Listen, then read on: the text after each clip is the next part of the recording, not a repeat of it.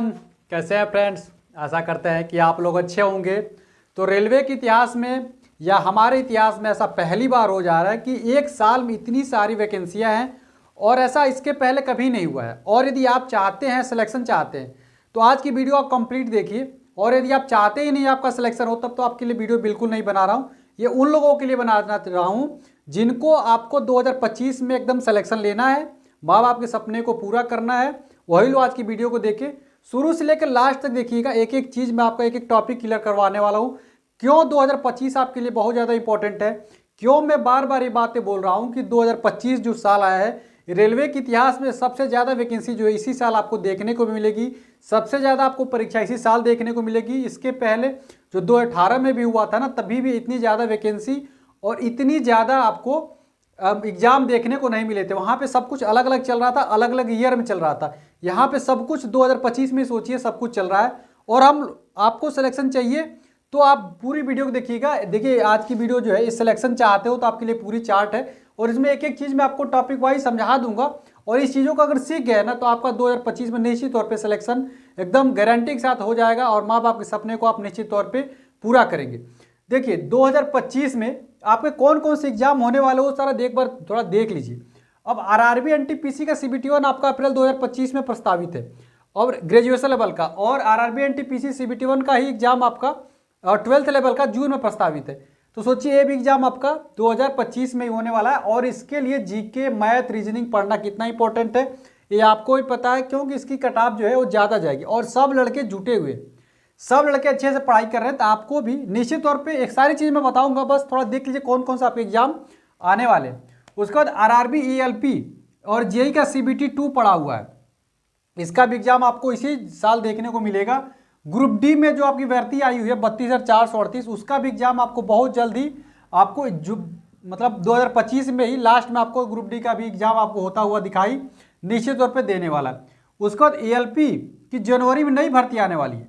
आपको नोटिफिकेशन मैंने कल देखा, एक दो दिन से हमको अगर आप फॉलो कर रहे होंगे तो मैंने आपको एक नोटिस दिखाई थी जो कि पुरानी नोटिस थी, लेकिन उसमें मैंने रिमाइंडर कराया था, आपको याद कराने की कोशिश किया कि देखिए जनवरी में आपकी नई भर्ती ALP की भी 15,000 के आसपास आने वाली है। टेक्नीशियन की भी भर्ती मार्च में आ जाएगी। उसके बाद NTPC, देखिए अभी एक NTPC एग्जाम हुआ नहीं, दूसरे NTPC का आपका आ जाएगा। कब आ जाएगा नई भर्ती? तो ये आपको जून जुलाई अगस्त के आसपास ये भी आपको देखने को मिल जाएगा। उसके बाद ग्रुप डी की भी एक और नई भर्ती लास्ट में आपको देखने को मिल जाएगी। सोचिए इतना सारा आपका एग्जाम जो है वो केवल 2025 में होने वाला, इसके पहले ऐसा कभी नहीं हुआ। रेलवे एक साल में इतना ज़्यादा एग्जाम तो कभी नहीं किए हुए। और यदि आप इस साल बेरोजगार रह गए ना तो अपने आप को कभी माफ़ नहीं कर पाएंगे कि जब इतनी ज़्यादा वैकेंसियाँ थी और इतने ज़्यादा एग्जाम हो रहे थे, आप एक एग्जाम में गलती किए दूसरे एग्जाम में सीख तो लेंगे, दूसरे एग्जाम में गलती किए तीसरे एग्जाम में से सबक तो लेंगे ना। तो इस हिसाब से आपको तैयारी करनी है। और ग्रुप डी के जो लोग हवा में बोल रहे हैं ना कि ग्रुप डी बहुत सिंपल नौकरी है, तो आपको मैं बता दूं ना ग्रुप डी की जो पेपर है 2022 का जाकर आप लोग बार थोड़ा सॉल्व करके देख लीजिए। 2022 में जो ग्रुप डी का जो पेपर हुआ है ना वो एकदम हवा खराब कर देगा आपका।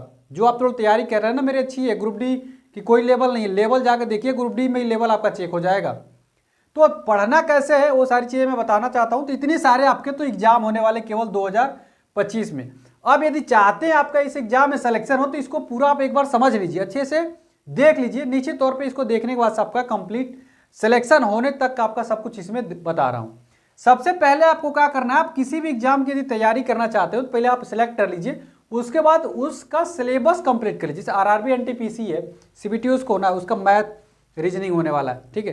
तो आप करिएगा कि पहले इसको कंप्लीट कर लीजिए, मैथ रीजनिंग को कंप्लीट कर लीजिए। फिर जीके इसका बड़ा इंपॉर्टेंट रोल प्ले करेगा, जीके को कंप्लीट आपको करना है। अब बात आती है मैथ रीजनिंग कहाँ से पढ़ लेंगे। देखिए मैथ के लिए तो बहुत सारे टीचर पढ़े, आप किसी भी एक टीचर को फॉलो कर लेंगे। गगन प्रताप हो गए, आदित्य रंजन सर हो गए, राकेश यादव सर हो गए, ठीक है, अभिनय सर हो गए, उसके बाद से साहिल सर हो गए, किसी भी से पढ़ लेंगे। रीजनिंग के लिए भी बहुत सारे टीचर है, जी के लिए भी कि नवीन सर है रोजगार वितक की, तो वो भी बढ़िया पढ़ाते हैं। उसके बाद से खान सर की अगर वीडियो मिल जाती है। तो कुल मिला के सिलेबस आपको कहीं से पढ़ना है। बुक के लिए कहीं भी बुक ले लीजिए, किरण पब्लिकेशन की जितनी प्रीवियस ईयर आती है सारे बुक ले लीजिए और उसको प्रैक्टिस करिए। सिलेबस को पहले नंबर पर क्या करना है, ख़त्म करना है। सिलेबस देखिए सिलेक्शन के लिए एक ही निर्भर करता है कि आपका सिलेबस पूरा है कि नहीं। कुछ लोगों का सिलेबस पूरा ही नहीं रहता है और कहते हैं कि मेरा सिलेक्शन नहीं हो रहा है, मैं इतने सालों से पढ़ रहा हूँ। कुछ लोग 4-4 साल 5-5 साल बताते हैं और कोई आता है मात्र एक ही साल में सिलेक्शन लेके चला जाता है। भाई आपको पूरा सिलेबस अच्छे से पहले कंप्लीट करना है। तो आप अपने आप से खुद पूछिए कि क्या मैंने सिलेबस ईमानदारी पूर्वक ख़त्म कर लिया, और नहीं किया तो ख़त्म जल्दी से करिए। आप ख़त्म नहीं कर पा रहे तो मेरे चैनल से जुड़ जाइए, मैं आपको बताऊंगा कि कैसे कैसे आपको सिलेबस को कंप्लीट करना है। ठीक है, तो सिलेबस को आपको अच्छे से पहले कंप्लीट करना, सिलेबस में कोई कमी आपकी नहीं होनी चाहिए। एक एक टॉपिक का आपको सिलेबस कंप्लीट करना चाहिए, एक एक टॉपिक नोट करके। उसके बाद से आपको करना है क्या, जब सिलेबस कंप्लीट हो जाए तो उसका शॉर्ट ट्रिक आपको सीखना है। बहुत सारे लोग हैं अभी मैथ में एक्स बेसिक मूलभूत तरीके से ही लगाते हैं, देखिए सिलेक्शन वैसे नहीं हो रहा है। आपको बेसिक के अलावा आपको शॉर्ट ट्रिक आनी चाहिए। हर एक सवाल का आपको शॉर्ट ट्रिक आएगा, तभी आप कम टाइम में ज़्यादा सवालों को अटेम्प्ट कर पाएंगे। नहीं तो बेसिक तरीका लगाते रह जाएंगे और आपका सिलेक्शन नहीं हो जाएगा। चाहे आप कितने घंटे पढ़ लें, चाहे जितना भी प्रैक्टिस कर ले, बेसिक तरीके से नहीं सिलेक्शन होगा। अब समय आ गया आपको शॉर्ट ट्रिक सीखने का, तो हर एक क्वेश्चन का आप शुरू हो गए तो हर एक चैप्टर के साथ साथ हर एक क्वेश्चन का ट्रिक सीखिए। जितना ज़्यादा आप ट्रिक सीख सकते हैं उतना ज़्यादा आप ट्रिक सीखिए। ठीक है, ट्रिक सीखने के बाद से जब सिलेबस आप अच्छे से कंप्लीट कर लेंगे, फिर शॉर्ट ट्रिक सीख लेंगे, फिर टाइम मैनेजमेंट का अपना आप अच्छे से कर लेंगे कि कितने कितने घंटे आपको क्या क्या पढ़ना है। टाइम मैनेजमेंट अपना अच्छे से सुधारिए, टाइम मैनेजमेंट बहुत इंपॉर्टेंट है। तो सोचिए 2025 में आपका टाइम मैनेजमेंट पे भी बहुत ज़्यादा ध्यान देना आपको, कि आपका ज़्यादा से ज़्यादा टाइम खराब ना हो। किसी की शादी में जा रहे हैं या आज नहीं कल नहीं परसों पढ़ेंगे, ऐसे कर करके आपको नहीं करना। टाइम मैनेजमेंट निर्धारित करिए, और ना हो तो आप मेरे चैनल से जुड़ जाइए। मैं आपको सिलेबस कंप्लीट करवाने के लिए टारगेट रोज देता रहूँगा आरआरबी एनटीपीसी में। उसके बाद से आपको मॉक टेस्ट पे ध्यान देना, और मॉक टेस्ट कैसे देना है, चैप्टर वाइज देना है। आपको मॉक टेस्ट जो देना है ना, चैप्टर वाइज देना। ये नहीं कि पूरा फुल मॉक टेस्ट देने जा रहे हैं और आपका बार बार एक ही चीज़ आपको गलत हो रहा है। पहले आप मॉक टेस्ट चैप्टर वाइज दीजिए, जब आपका चैप्टर वाइज सब कुछ पकड़ बन जाए तब आप फुल सिलेबस पे आ जाइए।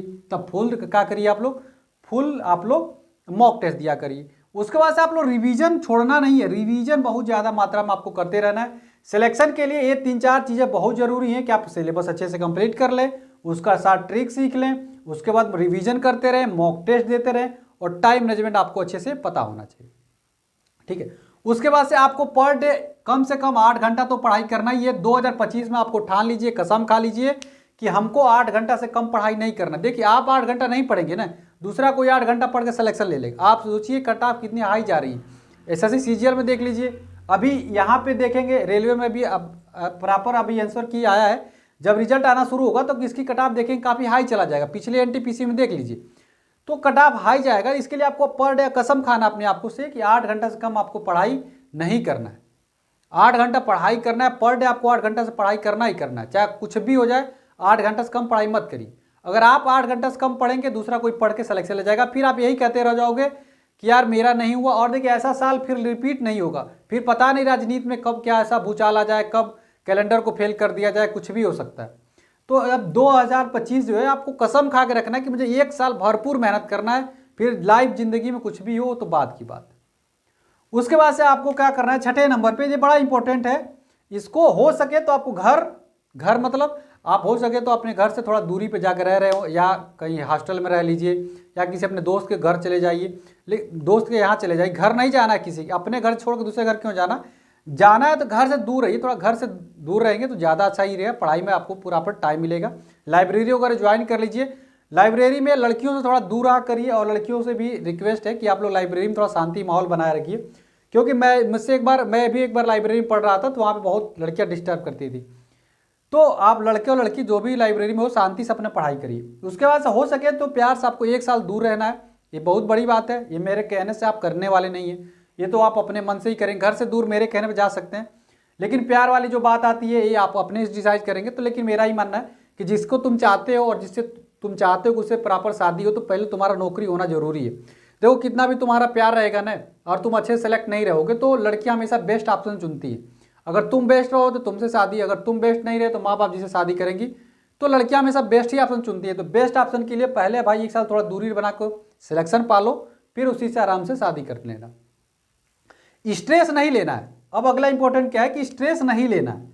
अब स्ट्रेस नहीं लेना है क्या मतलब है कि ये नहीं कि एकदम बहुत ज़्यादा टेंशन ले ली कि नहीं होगा तो क्या होगा, नहीं होगा तो क्या। जब बहुत ज़्यादा स्ट्रेस ले लोगे ना तो बहुत सारी प्रॉब्लमों का सामना करना पड़ेगा।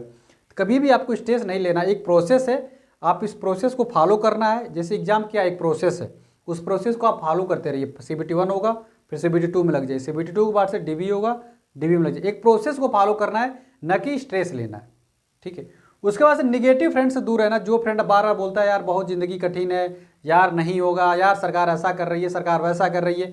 देखिए ये सब राजनीति पहल है, इसी सिस्टम में रह के हमको अपने आप का सिलेक्शन भी लेना है। अगर हम सरकार को बार बार दोष देते रहेंगे और इतनी कम वैकेंसी में सिलेक्शन नहीं लेंगे तो फिर बाद में हम भी ज़िंदगी में रोते रहेंगे। उसके अलावा सरकार का क्या है यार, सरकार आएगी सरकार जाएगी, लेकिन आपकी ज़िंदगी एक बार है, एक बार उम्र खत्म हो जाती है, फिर लौट के नहीं आती है, ठीक है।